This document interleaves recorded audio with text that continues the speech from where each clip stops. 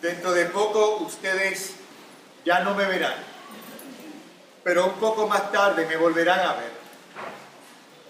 Entonces algunos de sus discípulos se preguntaron unos a otros, ¿qué quiere decir con esto? Nos dice que dentro de poco ya no lo veremos y que un poco más tarde lo volveremos a ver y que es porque se va donde está el Padre. ¿Qué quiere decir con eso de dentro de poco? No entendemos de qué está hablando. Jesús se dio cuenta de que querían hacerle preguntas y le dijo, yo les he dicho que dentro de poco ya no me verán y que un poco más tarde me volverán a ver. ¿Es esto lo que se están preguntando ustedes? Les aseguro que ustedes llorarán y estarán tristes, mientras que la gente del mundo se alegrará. Sin embargo, aunque ustedes estén tristes, su tristeza se convertirá en alegría. Cuando una mujer va a dar a luz, se aflige porque le ha llegado la hora. Pero después que nace la criatura, se olvida del dolor a causa de la alegría de que haya nacido un hombre en el mundo. Así también ustedes se afligen ahora, pero yo volveré a verlos y entonces su corazón se llenará de alegría, una alegría que nadie les podrá quitar. En aquel día ya no me preguntarán nada. Les aseguro que el Padre les dará todo lo que le pidan en mi nombre. Hasta ahora, ustedes no han pedido nada en mi nombre. Pidan y recibirán, para que su alegría sea completa. Les he dicho estas cosas poniéndoles comparaciones, pero viene la hora en que ya no les pondré más comparaciones, sino que les hablaré claramente acerca del Padre. Aquel día, ustedes le pedirán en mi nombre, y no digo que yo voy a rogar por ustedes al Padre, porque el Padre mismo los ama. Los ama, porque ustedes me aman a mí, y porque han creído que yo he venido de Dios. Salí de la presencia del Padre para venir a este mundo, y ahora dejo el mundo para volver al Padre. Entonces, dijeron sus discípulos, ahora sí estás hablando claramente, sin usar comparaciones. Ahora vemos que sabes todas las cosas y que no hay necesidad de que nadie te haga preguntas. Por esto creemos que has venido de Dios. Jesús les contestó, ¿así que ahora creen? Pues ya llega la hora y es ahora mismo, cuando ustedes se dispersarán cada uno por su lado y me dejarán solo. Pero no estoy solo, porque el Padre está conmigo. Les digo todo esto para que encuentren paz en su unión conmigo. En el mundo ustedes habrán de sufrir, pero tengan valor. Yo he vencido al mundo. Pueden sentarse. Escuché la historia de un tejano rico que tiene este encuentro. Le presentan a este hombre de la región Sikh, que es un hombre del sur de Asia.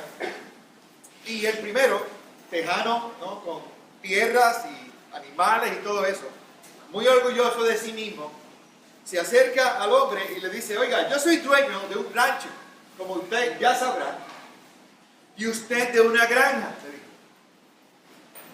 Y le preguntó entonces, ¿cuán grande es su granja?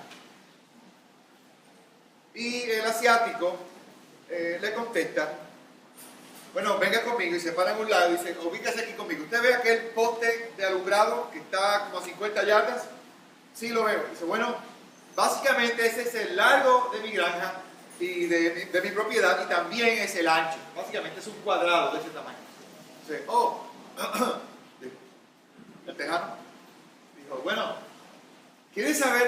grande es mi rancho en Texas? Dígame. Bueno, si usted se levanta por la mañana y a las 6 de la mañana se monta en mi carro, se dice, y usted rompe a guiar por ahí y va guiando, como a eso del mediodía, usted va a llegar al límite de mi propiedad. Entonces el hombre dice, yo sé exactamente lo que usted está diciendo.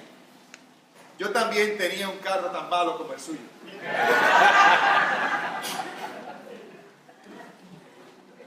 Pero hablando en serio, qué difícil nos resulta a veces entendernos, ¿no es cierto? Si eso es cierto entre nosotros, imagínese cuánto más entender a Dios. En nuestro texto para hoy existe un evidente contraste entre ahora y aquel día. Y yo hice más o menos esto aquí para que tuvieran una mejor impresión, una idea de lo que estamos hablando.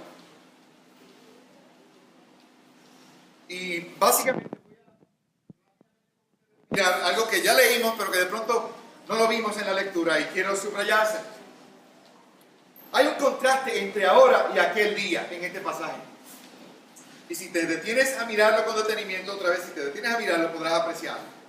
Ahora están tristes, dice Jesús. Aquel día rebosarán de alegría. Ahora están llenos de preguntas. Aquel día no tendrán ni una. Ahora les hablo el lenguaje figurado. Aquel día no tendré necesidad de hacerlo. Ahora no han pedido nada. Aquel día, a cada momento, pedirán. Ahora tienen dudas. Aquel día, ni sombra de duda. Y vemos a los discípulos luchando por entender a Jesús y todo lo que esto implica, este ahora y aquel día. Pero ellos no logran imaginar qué puede hacer a ese ahora tan distinto a aquel día. No me refiero a lo que está pasando en estas columnas, sino a por qué hay esta enorme diferencia. ¿Qué ocurre?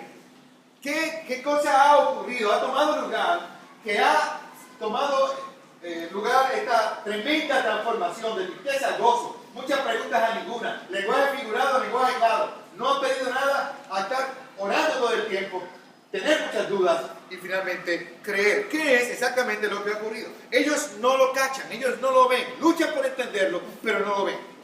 Así que a raíz de lo que escuchan a Jesús decir en ese mismo momento, suponen que ahora ya es aquel día, porque de pronto al escuchar a Jesús sienten haber escuchado a Jesús hablar con claridad finalmente. Y sienten escuchar a Jesús hablar sin uso de lenguaje figurado. Así que sienten haber llegado ya a aquel día. Y dicen, ok, llegamos, ya ven, ya entendimos, ya nos damos cuenta que estás hablándonos ya claro. Ya no usas lenguaje figurado. Y entonces dicen, como quienes tienen completo permiso para decirlo, ya creemos. Llegamos ahí, ¿no? Ya creemos, no vamos a importunarte más con preguntas. La respuesta de Jesús, con que ya creen, con que ya llegaron, con que ya ahora es aquel día. En breves instantes les advierto, todos me abandonarán. ¿Ya creen? En pocos momentos todos ustedes me abandonarán. La verdad es que ahora todavía no era aquel día. Y por una muy buena razón. Ellos aún no poseen la experiencia de la cruz y la resurrección de Jesús. Esta experiencia de la resurrección de Jesús, de ver a Jesús vivo, que cambiaría absolutamente todo. La tristeza en gozo, la duda en certeza, el lenguaje figurado, el lenguaje claro, la poca oración en un caudal de oraciones, los discípulos asustados, en testigos arrojados. Todo a raíz de la resurrección. Ese es el gran salto que ocurre. Esa es la gran diferencia entre ahora y aquel día. Oiga, y en cierto sentido, ese ahora de aquellos discípulos prefigura un ahora de todos nosotros. Y en cierto sentido, ese aquel día de los discípulos prefigura también un aquel día de todos nosotros. Nosotros también, como ellos, tendremos que tener esta transformación en algún momento. De vivir aquí a vivir acá. Igual que ellos, tú y yo también necesitamos reconocer la enorme diferencia entre ese ahora, previo a la profunda realización de las revolucionarias implicaciones de la resurrección, y ese aquel día, cuando finalmente nos amanecerá lo que todo eso significa para nuestra vida día a día. Entre ahora y aquel día existe un mundo de diferencia, y ese mundo de diferencia resulta de atravesar y en nuestro caso de realizar visceralmente la dramática experiencia de la resurrección. Vayamos un paso atrás. De Juan sabemos que los propios discípulos tendían a interpretar superficialmente a Jesús. Ellos lo hacían una y otra vez. No solo sus discípulos. Eso pasaba también con la mujer samaritana, pasa también con Nicodemo. Jesús dice algo y la gente está aquí, bien llanito, bien superficial. Y Jesús está bien profundo, ¿no? Ellos cachan algunas palabras, piensan rápido y salten a conclusiones, lo que Jesús está hablando de esto, o es de esto, pero enseguida descubren que Jesús no está, aunque usa palabras que parecerían decir eso, Jesús realmente se está refiriendo a algo mucho más profundo. Y con el tiempo los discípulos fueron dándose cuenta que en un día cualquiera, cuando Jesús hablaba, sus palabras, que a simple vista parecían querer decir esto, en realidad decían esto. Había algo mucho más que lo que a simple vista parecían decir. Y finalmente, en este momento ocurre algo como eso. Ya informados por las muchas veces que habían leído mal a Jesús, ahora cuando le escuchan hablar, no se atreven, es cierto, a preguntarle a él directamente, pero por lo menos entre ellos comienzan a decir, eso debe querer decir algo mucho más profundo de lo que parece decir. ¿Qué quiere decir con que un poco de tiempo y no lo veremos, un poco de tiempo más no lo veremos? Antes, de alguna forma, hubiéramos saltado a conclusiones muy llanitas. Ahora sabemos que eso quiere decir algo mucho más profundo. No se atreven a preguntarle a Jesús, pero entre ellos están por lo menos luchando con tratar de entender qué puede querer decir. Oiga, bien hecho. Estos discípulos están haciendo algo bien.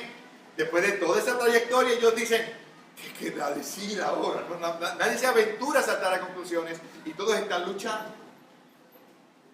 Yo creo que ellos estaban diciéndose unos a otros, debe haber más aquí de lo que a simple vista podemos ver o escuchar. ¿Qué quiere decirnos con todo esto? Y ojo, voy a decir algo que quiero que lo caches. Escúchalo bien, por favor. La dificultad misma con entenderlo a Jesús, característica a todo el Evangelio de Juan, apunta a algo más que a la necesidad de superar un mero reto intelectual. Este asunto de que ellos no entienden, no comprenden lo que Jesús está diciendo, algo que de nuevo es característico a todo Juan, está refiriéndose a algo mucho más serio que meramente a superar un reto intelectual. No soy tan inteligente o tengo que pensar, y es una cuestión de intelecto nada más. No, es mucho más serio que eso. Se trata más bien de la dificultad que seres humanos como ellos y tú y yo tenemos de conciliar nuestra familiar cotidianidad con lo imposible de comparar, o con lo imposible de comparar, debo decir, gloria de Dios. Jesús tiene el enorme trabajo de hablar de la gloria de Dios usando nuestra cotidianidad. ¿Cómo se hace eso? Jesús habla de ovejas, habla de bodas, habla de vida, muerte, habla de relaciones de amigos, habla de la cotidianidad de la gente, habla de dinero, habla del salario, habla de una siembra y de una cosecha. Él toma la familiaridad de nuestras vidas y es lo que tiene en nuestro idioma, es lo único que tiene para poder hablarnos de algo que con qué lo compara uno, la gloria de Dios. Algunos dicen que cuando Moisés tiene la experiencia de ver la gloria de Dios, Seguramente le pudieron haber dicho, Moisés, cuéntanos, ¿cómo fue eso? Cuéntanos. Que Moisés hubiera podido escribir fácilmente 60 capítulos y al final de ellos decir, ay, olvídenlo, olvídenlo. ¿Cómo uno explica? ¿Cómo uno compara? ¿Cómo uno dice o habla de la gloria de Dios en estos términos tan rudimentarios como nuestro día común y las cosas con las que estamos familiarizados? Y eso explica en parte nuestra incredulidad. La dificultad que hay entre conciliar esto que para nosotros es lo único que hay con la gloria infinita de Dios. Lo que en el cielo es la norma, en la tierra es un milagro. Lo que en el cielo es la norma, en la tierra es un milagro. Así que Jesús sabe que lucha mucho con el sentido de sus palabras y creo yo les muestra simpatía. Procede Jesús a darles enseguida gran luz al respecto para ayudarlos a entender. And guess what? Imaginen que les da otra alegoría. Vuelve a hablarle en lenguaje figurado y le habla de esta mujer que está en dolores de parto y que tiene esta experiencia de angustia, de dolor. Y no les dice, ojo, que esta experiencia es sustituida por otra. Por ejemplo, ella ahora está en angustia, pero luego va a pasar otra cosa, que ella va a tener gozo. No es que una cosa sustituya a la otra, es la misma experiencia. Es parir. Es una sola experiencia. Parir. Que en un instante es dolor y aflicción y al siguiente es gozo. O sea, este dolor y esta angustia se transforma en gozo. No que es sustituida, sino que se transforma en gozo. Y voy a decir algo más al final, pero basta ahora decir que para traerles más luz, Jesús una vez más, en un sentido se ve forzado a hablarles de nuevo el lenguaje figurado. Y enseguida dice algo que para mí es tremendamente significativo. Enseguida Jesús les dice, viene el día, va a llegar el día en que ya no voy a usar alegorías. Viene el día en que ya no voy a hablarles en lenguaje figurado. Viene el día en que no voy a tratar de explicarles cosas por medio de comparaciones con las que ustedes pueden relacionarse, sino que voy a hablarles con total claridad. Van a ver, van a palpar.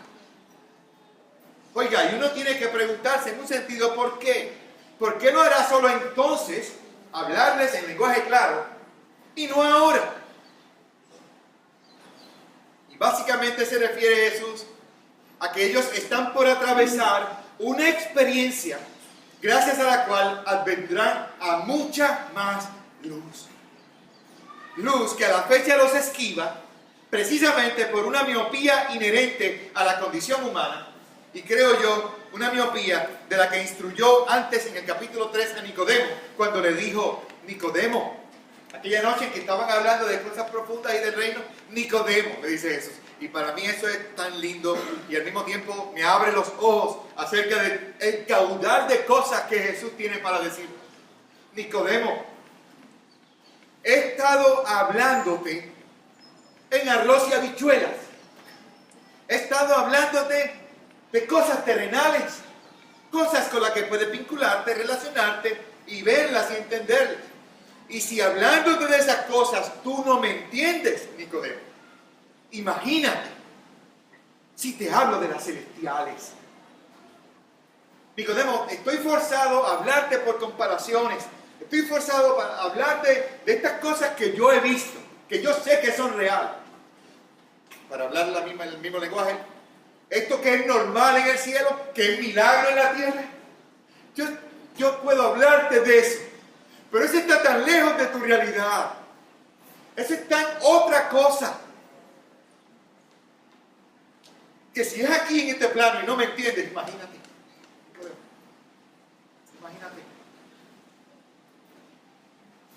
Con lo que Jesús le había admitido a Nicodemo, que incluso él, Jesús, se veía forzado al uso de imágenes y lenguaje figurativo para ayudarnos a entender las cosas de Dios, porque somos presos de esa enorme condición limitante que es el conocer solo todo esto que rutinariamente vemos. Por lo que hablamos de eso otro, de esas cosas celestiales, para eso Jesús tiene que hacer malabares con símbolos e ilustraciones que no sean familiares, pero que no consiguen ni de cerca hacerle justicia a la realidad a la que apuntan. Nosotros estamos limitados. En un sentido, es como quien intenta compartirte una experiencia que solo él o ella ha vivido. Todos hemos estado en esa coyuntura, en esa situación difícil, de que has vivido algo, ¿verdad? Y entonces estás contándoselo a alguien y empiezas a hacer parábolas, empiezas a contar, empiezas a decir, pasó esto, y tú ves a la persona como así, como tú sabes, qué chévere, y tú, que tienes que haber estado allí. Tenías que haber estado allí. No hay forma en que yo le haga justicia a esto que he vivido. No importa cuánto, qué alegorías use, qué parábolas, cuánto te pellizque para que reacciones, cuánto te traiga fotos, no es lo mismo. Ni siquiera un video es lo mismo.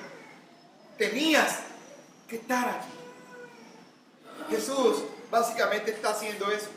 Está hablando de esa realidad, de esa necesidad de ahora hablar por alegorías que un día va a ser removida, porque entonces palparemos, entonces veremos, entonces experimentaremos 3D en carne propia, lo que hasta ahora solo por sombra tenemos que imaginar. Viene el día, asegura Jesús, en que ese enorme gap, ese enorme salto será salvado cuando disfrutarán de nuevo en persona la experiencia de la vida haciendo retroceder a la muerte. Y con sus propios ojos verían a Cristo resucitado. Eso cambió a esta gente. Eso los movió de tristeza a gozo, de muchas preguntas a ninguna, de lenguaje figurado a lenguaje claro, de no pedir nada, de decir, wow, Dios realmente nos ama y Él tiene poder para responder, de tener muchas dudas, a finalmente creer. En aquel día les dice Jesús, estallarán de gozo y ya no tendrán más preguntas para hacer. Y a propósito de gozo, parece decirle Jesús, quiero recordarles e insistirles, porque aún no parece haberles amanecido, que mi Padre realmente los ama, les dice. Como ustedes no tienen una idea. Él está feliz de que ustedes le hayan dado razones más que suficientes para desbordarse en atenciones hacia ustedes cuando ustedes recibieron a su Hijo amado y creyeron en su nombre. Oiga, esto es Juan 1. A los que lo recibieron, a los que creen en su nombre, les dio la potestad de ser hechos hijos de Dios. Y esto es también Juan 6. Esta es la obra que Dios quiere que ustedes hagan, que crean en aquel a quien Dios ha enviado. Y si ustedes tuvieran, les dice Jesús, aunque fuera la más leve idea de todo lo que Dios está naturalmente inclinado a hacer por ustedes, abusarían de Él. Abusarían de Él. Yo tengo sobrinos que no viven conmigo y cuando vienen a visitarme, Evelyn y yo siempre tenemos esta conversación, este secreto. Yo digo, Evelyn, por ahí viene Ciara, que nadie le diga a Ciara lo que yo estoy dispuesto a hacer por ella, porque abusaría. Porque otra vez, ese breve tiempo para estar con nosotros, estoy pensando, me acuerdo con Ángel Luis y su familia, cuando Ángel Luis tenía una lancha que nos íbamos a... qué chévere. Hablando de lancha con este calor. Y allá estaba Ciara, agarrada de una cosa, brincando una cosa, y después vamos a comer mantecado en Ponce, nos montábamos y nos íbamos hasta Ponce, y después que comíamos mantecado, dábamos una vuelta y volvíamos a comer mantecado en Ponce. Y decía, tío, ¿a ti te gusta el mantecado? A mí me encanta el mantecado, y yo sé que a ti te gusta, vamos a comer mantecado de nuevo. Y yo decía, a ver, si ella sabe, si ella llega a saber todo lo que yo haría por ella, abusaría. Y Jesús está diciendo a sus discípulos, si ustedes tuvieran una idea de qué es lo que Dios siente por ustedes. Esta no es idea mía, ir a la cruz del Calvario. Esta es idea de Él.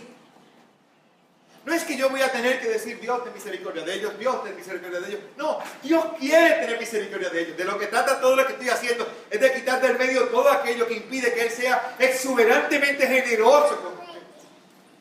Si ustedes supieran todo lo que Él está listo para hacer y cómo los ama, ustedes no pararían de orar. Ustedes abusarían de Él. Si ustedes tuvieran así fuera la más leve idea de todo lo que Él está naturalmente inclinado a hacer por ustedes, insisto, orarían mucho. Gracias, Señor. Y Jesús les dice en aquel día, cuando estén aquí, ustedes no van a dejar. Ustedes pedirán llenos de confianza porque conocerán el corazón de Dios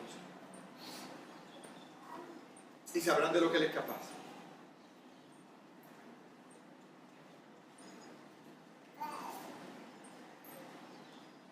Hablando de gozo que es completo, nos pidan para que el gozo de ustedes sea completo. Dios inclinado hacia ti, Dios presto a escucharte y moviéndose decididamente hacia ti. A ese punto, los discípulos están escuchando todo eso, están con su mente botando un poco de humo ya, botando humo, pero de pronto dicen, un momento, ¿se dieron cuenta? No usó parábolas, dirían entre ellos. No usó lenguaje figurado, esta vez hablo claro. Y concluyen erróneamente, y digo yo ingenuamente, parece que ahora ya es aquel día. Porque ahora está hablando claro, ya entendimos, así que de alguna forma extraña que todavía no entendemos, ya estamos aquí. Y ya no vamos a bombardearte con preguntas, Jesús. Ya crees que tú has venido de Dios. Y Jesús responde, ya creen. Ya creen. En breve, todos me abandonarán. De nuevo, ellos creen estar aquí cuando en realidad están acá. Todavía ellos están bien llanitos y Jesús está bien profundo. Todas estas palabras en Juan 16 están en el rango de incomprensibles para ellos en este ahora en que las escuchan. Sin embargo, Jesús se las dice igual. Jesús, en medio de esto que están acá sin entender, Jesús como quiera les da este discurso en Juan 16. Y yo creo porque lo hace, porque luego de la resurrección, esas palabras que Jesús les dice les harán perfecto sentido y les llenarán de paz. Y creo que a nosotros también. Estas son palabras que hacen sentido solo luego de poseer la experiencia de la resurrección, de haber palpado la realidad de que Cristo resucitó, de haber internalizado profundamente sus revolucionarias implicaciones. Yo creo que en algún momento dado, luego de la resurrección, los discípulos miran hacia atrás a ese encuentro en Juan 16 y dirían, a eso se refería Jesús. El gozo del que hablaba era el gozo de la profunda realización del verdadero significado de la cruz y la resurrección y lo que estaba tomando lugar en relación a nuestro pecado. Eso es lo que quería decir Jesús. Finalmente entendemos que lo que parecía ser solo ocasión de tristeza, la muerte de nuestro querido Maestro, en realidad esa misma experiencia, no sustituida por otra, esa misma experiencia en realidad es motivo de gozo. Lo que parecía la derrota de nuestro Mesías era la victoria de nuestro Mesías. Lo que parecía la vergüenza de Dios era la gloria de Dios. Lo que estaba pasando en esa cruz, que nosotros hubiéramos hecho lo indecible para evitársela, era nuestra salvación. Tu perdón de pecado era gracia siendo derramada del cielo. ¿Se dan cuenta? No es que esta tristeza va a ser sustituida. No, es que a raíz de entender la cruz y la resurrección, sería transformada de tristeza en un gozo, Jesús hace un contraste. Está diciéndoles, ustedes van a estar tristes y el mundo entero va a estar en un party porque me mataron. Pero en breve, ustedes van a estar llenos de alegría y el mundo entero no podrá pagar esa alegría. Es una alegría, un gozo tan profundo. Nadie se la quita. Como la mujer en los dolores de parto, cuya misma experiencia es transformada de dolorosa a gozosa. Aleluya. Cada uno, con la cruz pasa igual. Cada uno la entiende y uno la asimila por su verdadero sentido. junto con la asimilación de lo que ocurrió en la resurrección. Y en ese momento entra un gozo. Entra un gozo. Dame un break.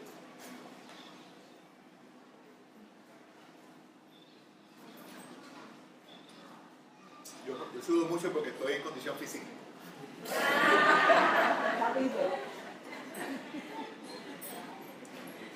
Oiga, eso de que se cambió de dolor a gozo no hará menos reales las dolorosas aflicciones que en el mundo sufriremos.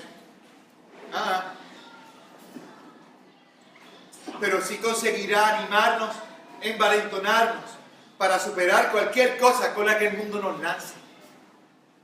Porque eso quiere decir que, así parezca lo contrario, Jesús ha vencido al mundo. Amén. Esto que Jesús logra en la cruz del Calvario es infinitamente relevante para ti y para mí. El Evangelio, como decimos en la cumbre, tiene que ver con todo. Si el Evangelio es verdad, entonces la muerte misma ha sido redefinida. La vida entonces ha sido investida de significado.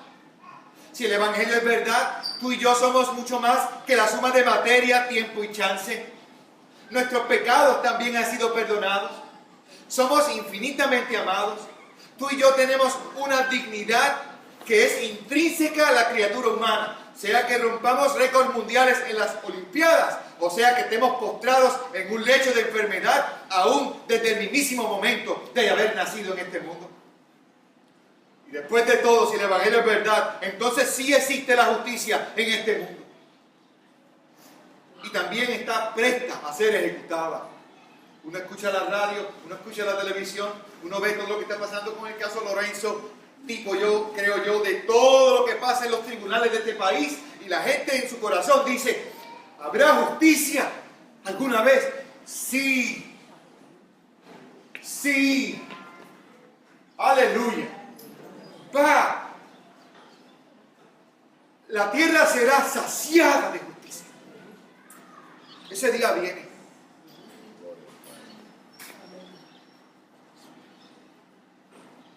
Si el Evangelio de verdad es verdad, entonces existe la verdad.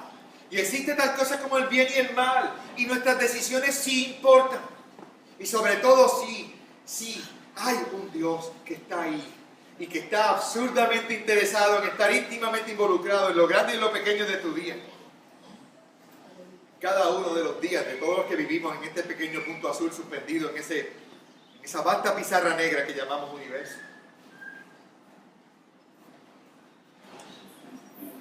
Definitivamente, como lo fue entonces, ahora y aquel día, no es lo mismo. Pregunta, ¿dónde estás tú? ¿Tú estás aquí? ¿Estás en tensión, moviéndote hacia, o estás aquí? Es así. Tú estarás aquí, estarás en tensión, o estarás aquí. Te pregunto, ¿dónde estás? ¿Estás lleno de tristeza? Muchas preguntas. Todo está oscuro. ¿No has pedido mucho? ¿Tienes muchas dudas? ¿O te estás moviendo y estás aquí con un gozo en el centro? No que los cristianos no sufrimos. En el mundo sufriremos. Pero hay un gozo que no cambia. Hay una tristeza superficial, pero hay un gozo medular. Si estás aquí. Si estás aquí, el lenguaje, las preguntas y la naturaleza de las preguntas son alteradas, y el número de ellas también. Porque ahora te mueve la confianza en este Dios que resucitó a Cristo, y que es bueno, y que aunque yo no entiendo, Él entiende. Y me muevo más por la confianza en su carácter y en sus promesas. ¿Dónde estás? ¿Estás aquí o estás acá? Y si quieres conocer dónde estás, un pequeño avalúo servirá.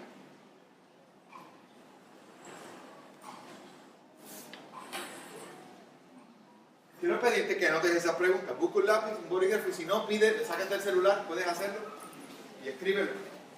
Y si no, pide con qué hacerlo. Quiero que luches con estas preguntas hoy y esta semana. Porque otra vez, a raíz de lo que he visto en el texto, creo que estas preguntas nos van a ayudar un poco a saber dónde estamos. Si estoy ahora, o en aquel día, o en movimiento.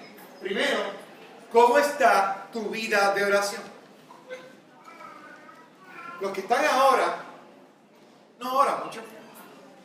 Los que están en aquel día, no paran de orar. ¿Cómo está tu vida de oración? Segundo, ¿cuán permanente es tu gozo? Aquellos discípulos pensaban, ya creemos. Y cuando vino, empezaron a ver espadas y lanzas y un poquito de ruido aquella noche, a Julio Crispín. Que me lleva a la cuarta pregunta. ¿Cuánto le temes a la muerte? No es lo mismo estar ahora que estar en aquel día, en esta pregunta. Y también, ¿cuáles y cuántas son tus preguntas? Y yo creo que tú te hagas este inventario personal. Eso es un avalúo personal. No me vas a entregar esas respuestas. No me tienes que escribir emails. Eso es para ti. Quiero que esta semana tú realmente dediques un tiempo a eso. Es decir, ¿dónde estoy yo? ¿Y qué puedo hacer? Y lo lindo es que puedes hacer algo. Muchas veces las personas pueden estar, y termino con esto, las personas pueden estar años en la iglesia y nunca luchar con esto. ¿Cristo resucitó? ¿Sí o no? ¿Cristo resucitó? ¿Sí o no? Y nos quedamos en la superficie y vamos a escuela bíblica y cantamos coritos y hacemos cosas y nos quedamos bien llanitos. Y no luchamos con lo que tenemos que luchar, con ese mundo de diferencia entre ahora y aquel día. Y es este asunto, ¿Cristo resucitó? ¿Sí o no? Investiga eso. No te quedes, bueno, yo creo. Y en el fondo no creer nada. Pensar que crees, sí, ya yo creo. Pero a la hora de la hora, a Julio Crispín. ¿No? Porque si asiente en ti, ¿no? Investigas, buscas y ves lo sólido del caso de Cristo y su resurrección. Y eso entra, va a ser como pasó con los discípulos. Oiga, ver a Cristo vivo cambió a estos hombres. Y es lo único que te cambiará. Es lo único que te cambiará. Los amo. Dios me lo bendiga. Amén.